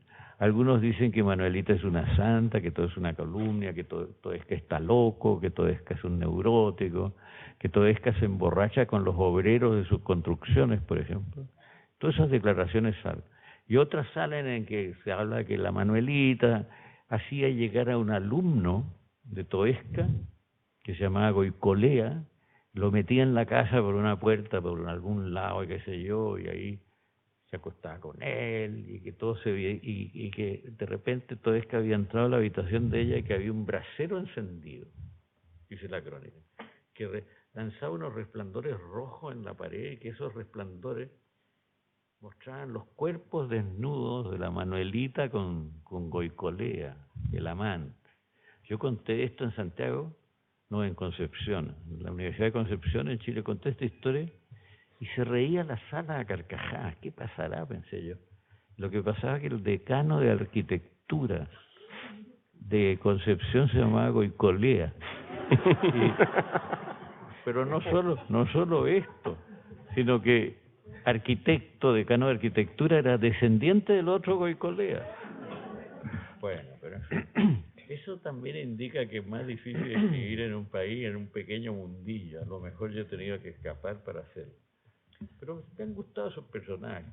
El pintor del descubrimiento de la pintura, ese es un personaje de mi familia, era un pariente de mi mamá, era un primo, era un tipo muy mayor y era un tipo sin dinero, entonces se ganaba su vida en una vendiendo cosas de cerrajería en una especie de almacén grande. Estaba encargado de la parte de la cerrajería este pobre. Trabajaba todo el día ahí y el fin de semana agarraba un atril y unas pinturas y se iba al campo a pintar. Y hacía una pintura como impresionista que no dejaba de ser interesante. Un tipo excéntrico, qué sé yo. Pero cuando llegaba al salón de fin de año en Chile, que se llamaba el Salón de la Alhambra, porque hay una imitación de la Alhambra en el centro de Santiago y ahí se hacía la exposición. Entonces, él llevaba una especie de silla plegable, le ponían 3 cuadros. Era buen pintor, le ponían 3 cuadros. Y se sentaba frente a sus 3 cuadros. No miraba nada más. No miraba ninguna otra cosa. Y no conocía la pintura, porque nunca había salido de Chile. Pero le pasó una cosa muy rara, porque pudo salir de Chile al final de su vida porque se casó, cosa que fue una sorpresa porque se suponía que no le gustaban las señoras, pero al final de su vida se casó con una señora que estaba jubilada del Poder Judicial y tenía unos pesitos chilenos, digamos, y lo trajo a Europa de viaje y conoció la pintura y quedó absolutamente deslumbrado y no pudo pintar nunca más. Y además ese conocimiento lo mató, porque al final se enfermó y se murió de pena y no podía pintar. Bueno, con eso hice una novela. A veces la base es real, pero en la novela hay otros elementos. Pero era un enorme aficionado a la música y tenía un aparato viejo con esos discos grandes y ahí tocaba música de cámara de Mozart, de Beethoven, qué sé yo. Era muy alto y parecía un palote, tenía unos dedos largos. Yo recuerdo esas cosas, no recuerdo mucho más. Pero recuerdo que me paró en un parque, en el centro de Santiago, después de su viaje famoso, y me dijo, oye, la pintura, Velázquez me dijo, Goya, Tiziano, y estaba como loco. No podía pintar. Después de ver la gran pintura, él no podía pintar ya. Se quedó sin pintar. Y se murió. Bueno, esa es la novela, el descubrimiento de la pintura. Bueno, pues para ir terminando, yo quería plantearle una cuestión en relación con lo de Montaigne y también, bueno, que Erasmo también, que se dan estas becas Erasmus, pero que los alumnos muchas veces ni lo leen, no saben quién es Erasmo. ¿No? Claro, No. claro. Hay un liceo Montaigne allá en Francia, no deben saber. Y en relación de esto, y ese juego que hace usted y esas sinergias que crea entre, digamos, la historia, la literatura, la memoria, lo vivido, que en su obra yo creo que es un campo muy fértil y muy sutil y que da lugar a muchos ritmos y a muchas cuestiones, ¿no? Entonces era un poco plantearle esto y en ese sentido también la dinámica creativa, que no debe ser nada fácil, de una obra como la muerte de Montaigne, que claro, se parte de un personaje histórico, que hay unos textos impresionantes que hace él, hay esa mujer, esos libros, y hay mucha información, pero realmente, claro, hay que elevar un mundo ficcional. Era plantearlo un poco estas cuestiones. Bueno, yo leí de chico, cuando leía Unamuno, leía muchos autores españoles del tiempo, ¿no? De la generación del 98, y siempre aparecía una referencia a Montaigne. Por ejemplo, Azorín menciona muchas veces a Montaigne. Y de alguna manera me quedó dando vuelta esta idea de conocer a Montaigne. Y de repente ya me puse a leer a Montaigne. Después hice un viaje muy divertido porque fui hasta la torre de Montaigne. Me costó mucho porque tomé un tren desde Burdeos y me dijeron que me bajara en un pueblo y tomar un taxi, porque la torre está como a 10 kilómetros de ese pueblo. Pero en ese pueblo no se conocía un taxi. Entonces yo pensé, no puedo caminar 10 kilómetros, es un poco pesada la cosa. Pero me fui al bar de la plaza, y era un sábado. Y los franceses yo los conozco algo, el día sábado a mediodía están todos en el bar, hablando, discutiendo, tomando vino, qué sé yo. Y hablé con la señora que era la dueña del bar y le dije, mire, tengo el siguiente problema, quiero llegar a una torre de un escritor que se llama Montaigne. Sí, yo he oído hablar de eso, me dijo, porque en Burdeos no sabía casi nadie quién era Montaigne, en Burdeos, que era la ciudad de él. Pero la señora en ese bar, en el pueblo de Castillón, había oído hablar de la torre. Entonces me dije, yo le voy a arreglar algo. Y llegó una mujer joven y simpática en una especie de camioneta y me dijo, mire, yo tengo que llevar todos los días a una señora a Burdeos para hacerse una diálisis. Es un contrato que yo tengo. Pero yo tengo ahora un momento para dejarlo en la torre. No le puedo asegurar de irlo a buscar. Era medio complicado. Pero me dijo, de todas maneras le voy a conseguir a alguien que lo vaya a buscar. Y me fui y me dejó en la torre. En la torre no había visitas, ¿eh? El único visitante era yo, y había una persona con cara de aburrida en la caseta de la entrada, ¿no? Y me dijo, mire, le voy a dar la llave de la torre y usted la mira todo lo que quiere. Me dio una llave de este porte. Yo abrí el portón de esa torre de piedra y después me metí, estuve como una hora ahí mirando, más de una hora. Después caminé por los alrededores. Me encontré con unos burros, había muchos burros en ese lugar.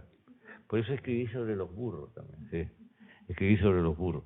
Y después me imaginé, vi una casa que estaba en el fondo, y yo me imaginé que esa casa era de un amigo de Montaigne, que era una persona que tenía cierta fortuna y un título de nobleza, pero que en realidad no era muy inteligente. Entonces este amigo leía a Montaigne y lo encontraba muy incorrecto como escritor. Porque Montaigne usa el lenguaje de la calle y el lenguaje campesino, lo usa muy bien, lo usa maravillosamente bien. Este señor entonces recibe un libro de Montaigne y se lo devuelve corregido, elimina todas las expresiones que son vulgares a su juicio, que son de campesino, que son qué sé yo, y le dice, qué lástima que no me dieras tu libro antes para habértelo corregido. Es que no te lo di antes, le dijo Montaigne, justamente por eso. Montaigne sabía que él iba a corregir todo.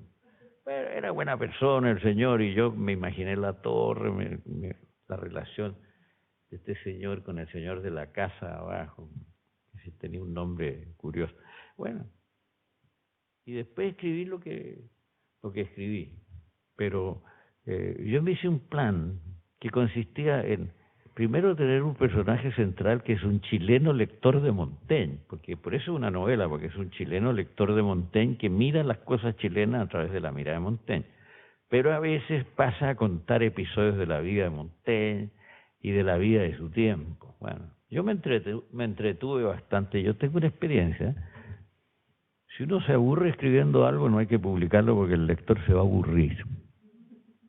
Pero si uno se divierte escribiendo un libro, es bastante probable que el lector también se divierta, fíjese. Así que los escritores aburridos hay que tener cuidado.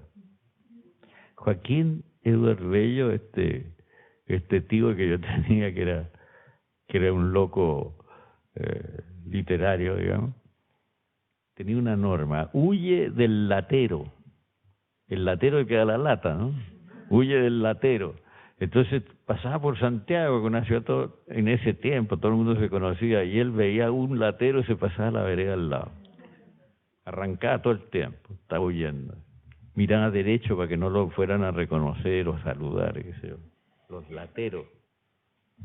Pero ese libro de Montaigne a mí me divirtió mucho, leí muy en detalle todo lo que encontré de y sobre Montaigne. Me faltaron cosas, debería haber ido a investigar a la biblioteca de Burdeos, donde está el manuscrito, por ejemplo. Pero no lo pude hacer, yo no tengo becas, yo. No me podía quedar 1 mes o 3 meses en Burdeos. Pero leí todo lo que pillé y me leí los ensayos de Montaigne varias veces. Y ahí salió ese libro. Bueno, muchísimas gracias a Jorge Edwards. No vamos a seguir agotándolo, sobre todo porque está ahí este segundo tomo de las memorias y puede seguir muchas tardes con nosotros, sobre todo si sigue tan cerca, que ahora está viviendo en Madrid, y podemos tenerlo aquí en alguna otra ocasión. Voy a despedir a señor Jorge Edwards con dos frases. Una que le oí en alguna ocasión que decía: Neruda me quería porque no le hablaba de literatura todo el día. Pues nosotros le queremos a usted, le seguimos y lo admiramos, nos hable de literatura, de política, de vivencias tan ricas como las que nos ha contado hoy. Es un placer tenerlo aquí. Y si ha dicho en alguna ocasión que el escritor es una conciencia que nunca debe bajar la guardia, siga así sin bajar la guardia y deleitándonos, como lo hace hasta ahora. Muchas gracias, Jorge Edwards.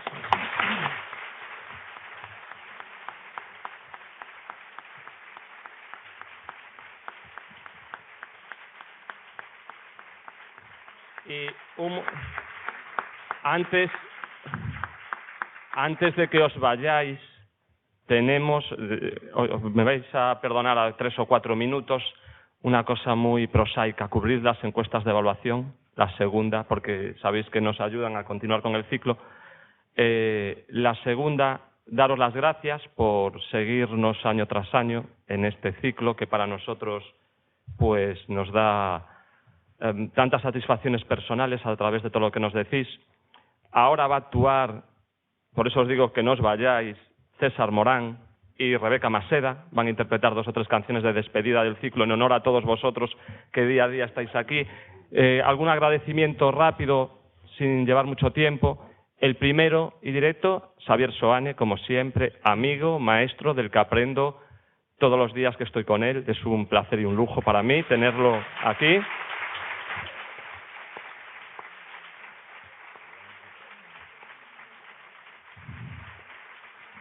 A todos los escritores que han pasado y que comparten sus vivencias y sus textos escritos y sus palabras con nosotros. Al centro de formación hoy está el director al fondo, José Carlos Chas, que desde que llegó le tengo que agradecer muy personalmente a él y a todo el equipo del centro de formación que sigan apoyando un ciclo como este, que tenemos la suerte de que el año que viene va a continuar dentro de un año, que tenemos algunas actividades menos de forma presencial, pero el ciclo, por suerte, va a continuar. Muchísimas gracias, José Carlos, y al centro de formación, y sobre todo a vosotros por estar aquí todos los días y seguirnos desde hace tantos años. Ahora, ya os digo muy brevemente, 15 minutos, César Morán, un amigo al que asaltamos con muy poco tiempo de preparación, y Rebeca Maseda interpretarán unos temas de despedida del ciclo. Muchas gracias a todos vosotros.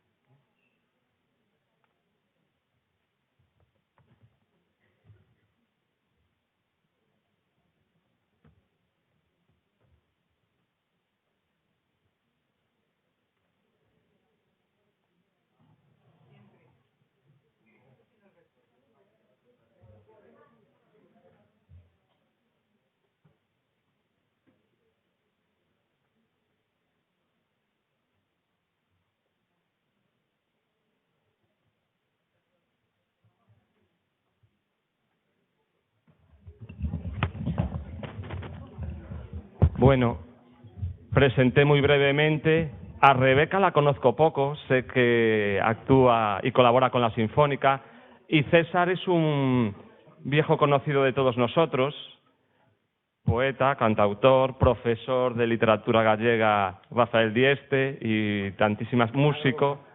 Sí, tiene razón, Agrador Fan, sí. Y nada, muchísimas gracias a los dos por estar hoy aquí con nosotros.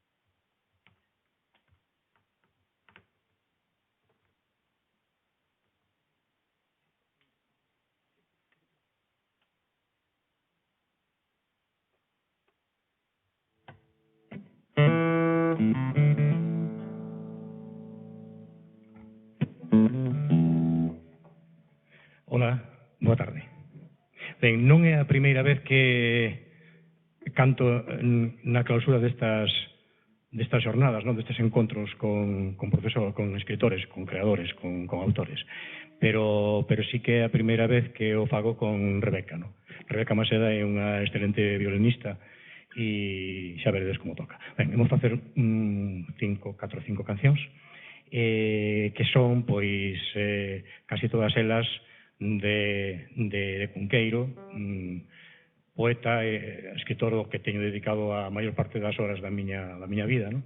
E entón a primeira chamase Deica Abril.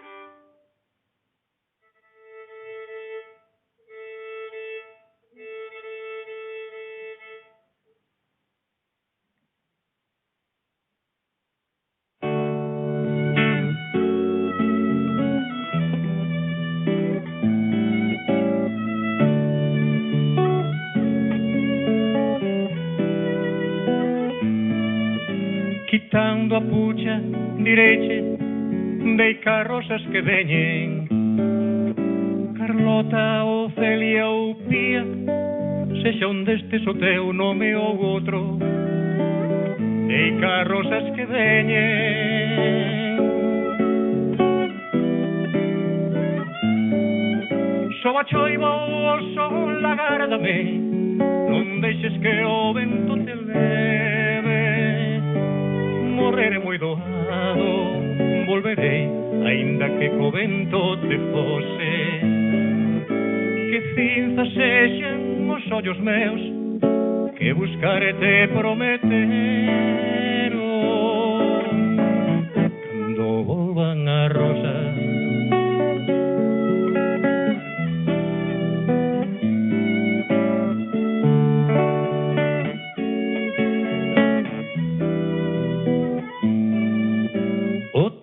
vai e ven e vira, é o feito de soños sen saber quen a morrer primeiro. Deica rosas que veñen o corazón como a roda dun muiño, días e días sin saber quen vivirá en abril. Ti, Carlota, Ocelia ou Pía, o eu xa perdido no tempo, a pucha na man, pedra por dentro, e a poeira que escusa o rastro das rosas que foron, perdido no mundo, deica rosas que veñen.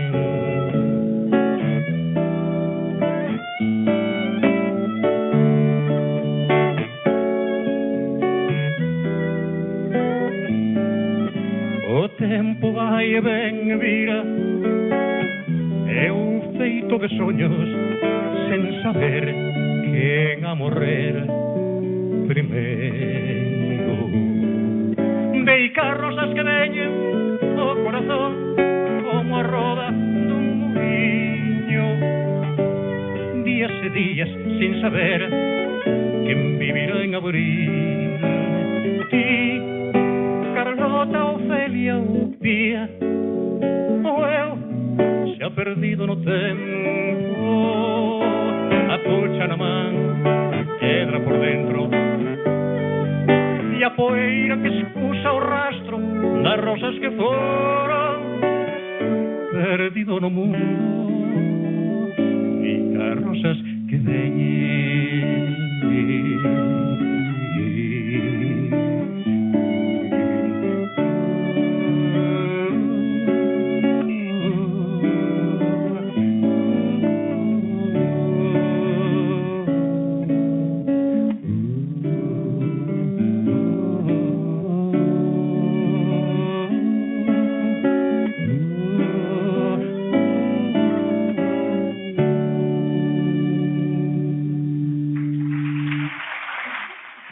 que veñen.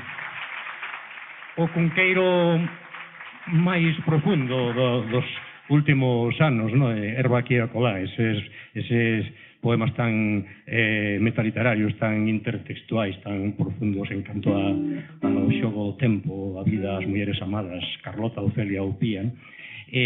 Entón, agora imos retroceder e imos ao cunqueiro de 20 anos, o cunqueiro vanguardista, no? Entón, esta canción do primeiro libro publicado de Cunqueiro, precisamente Mar ao Norde, no? Tamén, como dirían os críticos, o cunqueiro máis cubista, no? Neste Mar ao Norde. 5 fiestras.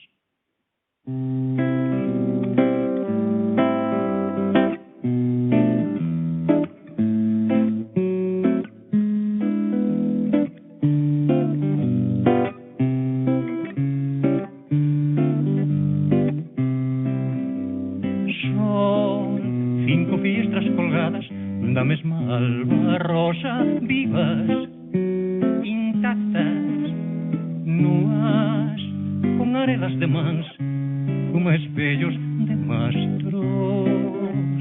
Nuas, con arelas de mans, como espellos de mastros. Sombra, 5 fiestras colgadas, da mesma alba turba, quedas chas, duras, sen afáns de presenza, sen afáns de fuxida. Duras, sen afáns de presenza, sen afáns de fuxida.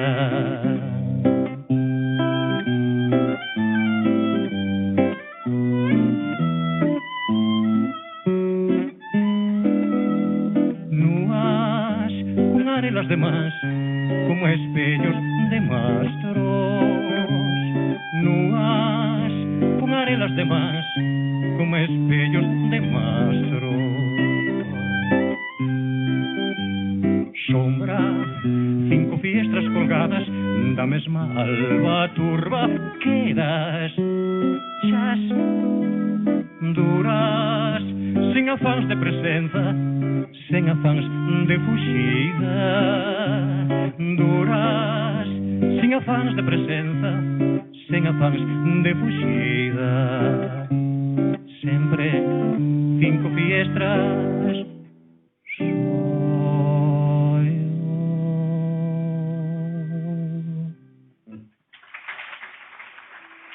Rebeca Maseda, no violín.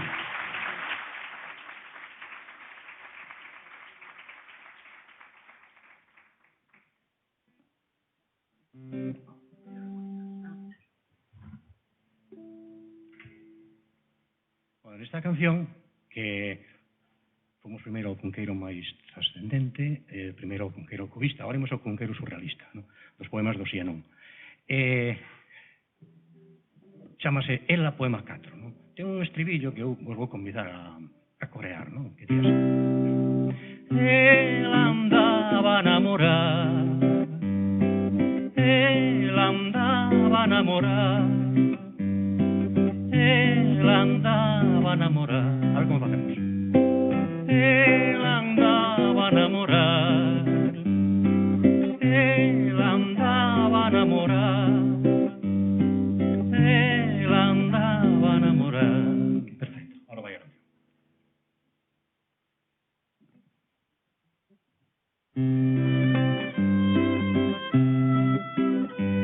Ela andaba á beira da súa fiestra, tan cursi, que tiña laranxas verdes e un abano con paxaros.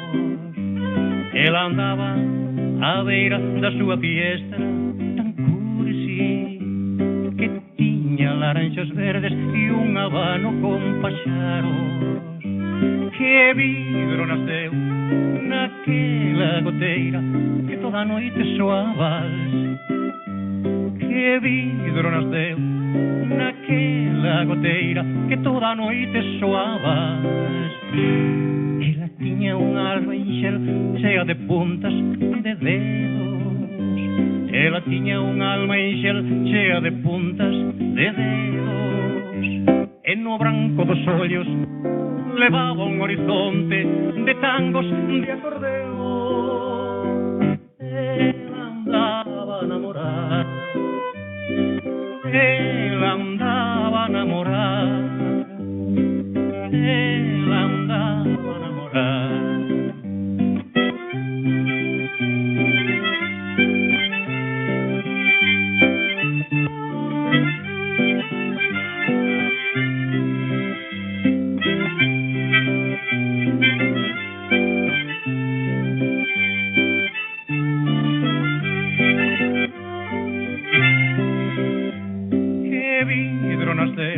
Naquela goteira que toda a noite soaba, que vidro nasceu naquela goteira que toda a noite soaba. Ela tiña unha alma ixel chea de puntas de dedos, ela tiña unha alma ixel chea de puntas de dedos, e no branco dos ollos levaba un horizonte de tangos de acordeón. Ela andaba namorada, ela andaba namorada, ela andaba namorada. Otra vez. Ela andaba namorada, ela andaba namorada, ela andaba namorada. Moitas gracias.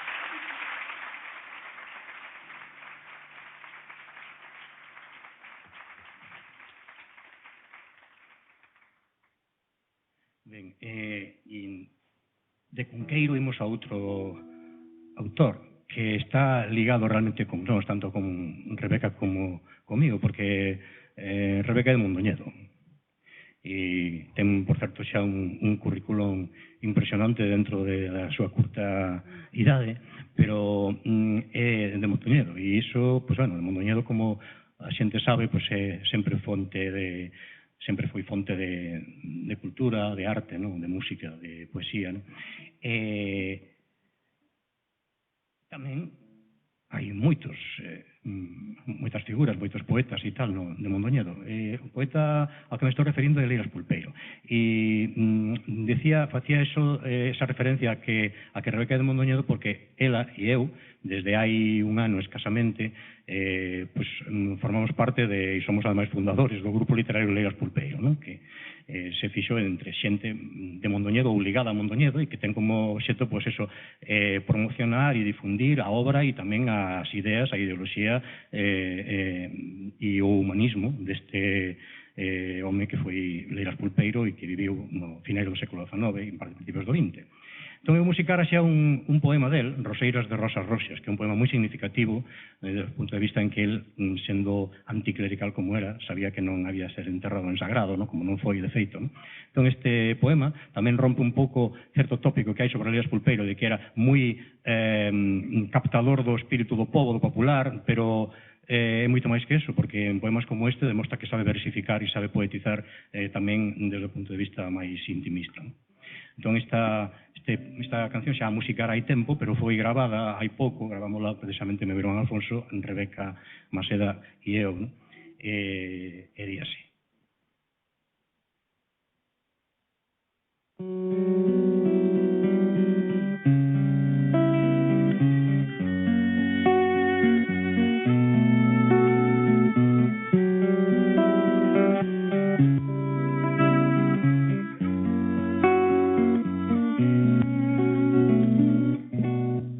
Cando me fine as campas do meu lugar non me choran, se onde os meus achegadiña non abren logo a miña cova, e en riba dela non poñen roseiras de rosa roxa, ben roxas como as que eu cuido con amor na miña horta.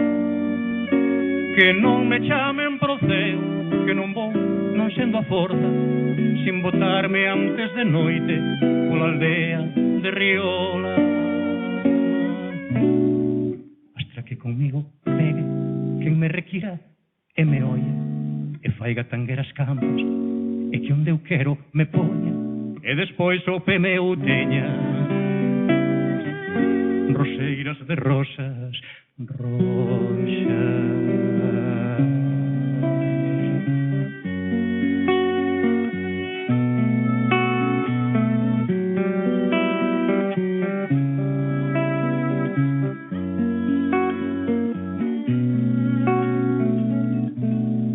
Cando me cine as campas do meu lugar non me choran, se onde os meus achegadiña non abren logo a miña cova, e en riba dela non poñen roseiras de rosas roxas, ben roxas como as que eu cuido con amor na miña horta.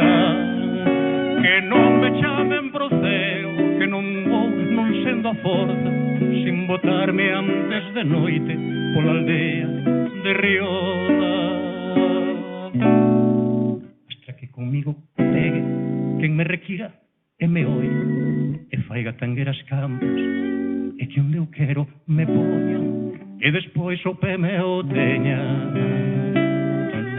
Roseiras de rosas roxas.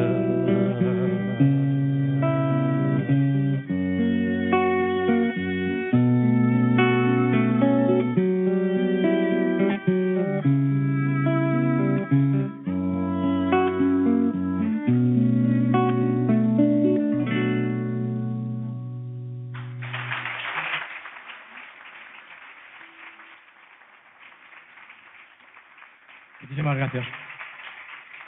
Iremos rematar entón con outra canción que tamén do libro disco Haberá Primavera, que é a única canción que eu musiquei de Cunqueiro que ten tintes neotrovadorescos, non? Que iso xa era o que menos quería facer.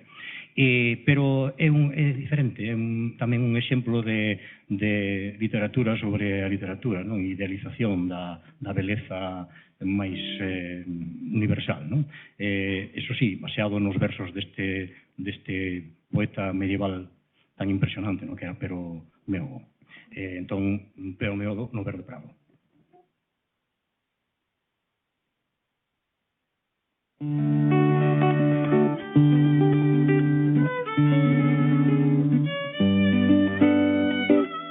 Dime onde vas, miña cerva ferida, dime onde vas, polo meu amor, vou para o verso dunha cantiga, meu cazador.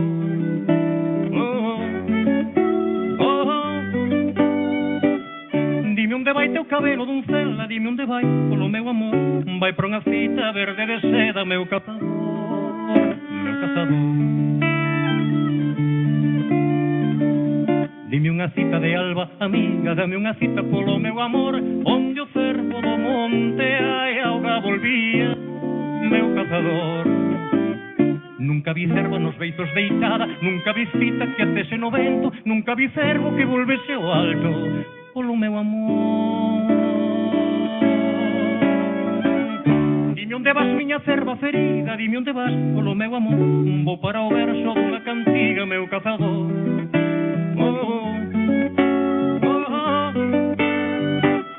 Dime onde vai teu cabelo, doncela, dime onde vai, polo meu amor, vai para unha cita verde de seda, meu cazador, meu cazador.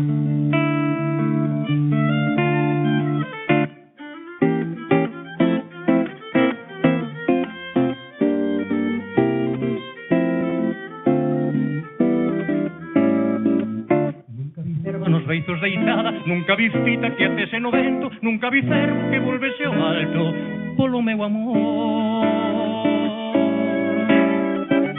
Dime onde vas, miña cerva ferida, dime onde vas, polo meu amor, vou para o verso dunha cantiga, meu cazador.